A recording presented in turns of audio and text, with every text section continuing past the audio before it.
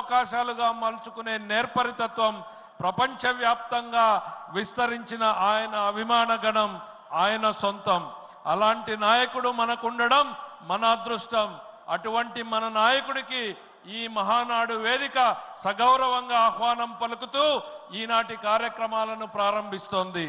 ముందుగా తెలుగుదేశం పార్టీ జెండాను రెపరెపలాడిస్తూ జీవితకాలం జెండాను భుజాల మీద మోస్తూ తెలుగుదేశం పార్టీ మీద నమ్మకంతో పనిచేసినటువంటి కార్యకర్తలకు అశువులు పాసినటువంటి కార్యకర్తలు నేతలకు ఈ మహానాడు వేదిక ద్వారా వారికి సంతాపం తెలియజేసేటువంటి కార్యక్రమం, వారితో పాటు పహల్గాం మృతులకు వీర సైనికులకు సంతాపాన్ని తెలిపేటువంటి కార్యక్రమాన్ని ప్రారంభించాల్సిందిగా శ్రీ సోమిశెట్టి వెంకటేశ్వర్ల గారిని ఆహ్వానిస్తున్నాం.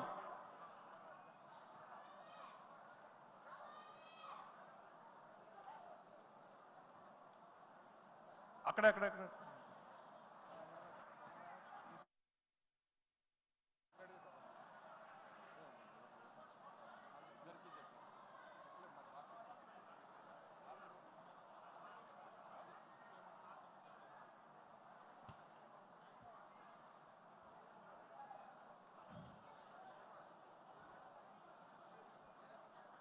ఈరోజు కడప మహానాడు కార్యక్రమంలో సంతాప సభ తీర్మానము ఏర్పాటు చెప్పాలని గౌరవనీయులు పెద్దలు మన ముఖ్యమంత్రి నారా చంద్రబాబు నాయుడు గారు, లోకేష్ బాబు గారు, వేదిక ఉన్న పెద్దలందరికీ హృదయపూర్వక నమస్కారం తెలియజేస్తూ, ఈ తీర్మానం ప్రతి ఒక్కరికి తెలుసు.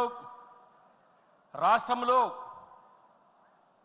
ఒక రాక్షసుడు రాజ్య పరిపాలన, గత ప్రభుత్వంలో ఒక రాక్షసుడు రాజ్యం మేలాడు. వాటిని ఓటు వేసి తప్పు చేసినామని చెప్పేసి చంపలేయించుకునే పరిస్థితి వచ్చినప్పుడు కానీ ప్రజలందరూ కూడా గమనించారు, ఇటువంటి దుర్మార్గునిగా మేము ఓటు వేసింది.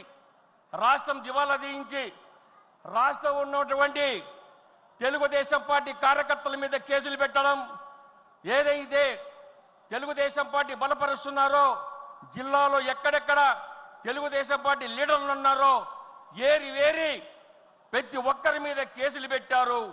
కొన్ని జాగాలైతే మాచర్లు అక్కడైతే తెలుగుదేశం పార్టీ వాళ్ళ మీద రాళ్లతో కొట్టి మర్డర్లు చేసి చాలా మంది హతమార్చడం కూడా జరిగింది. మానభంగాలు చేశారు. ఈ దుర్మార్గ ప్రభుత్వం ఎంత అవమానం చేసిందో అందరికీ తెలుసు. అది కాకుండా మన లీడర్ మీద, మన చంద్రబాబు అన్న మీద కూడా ఎన్నో కేసులు పెట్టడం ఏదో చూశారు.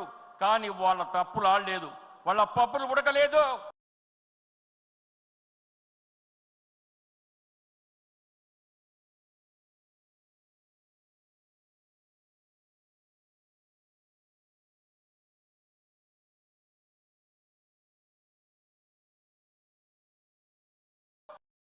చంద్రబాబు అంటే వాళ్ళకి తెలియదు.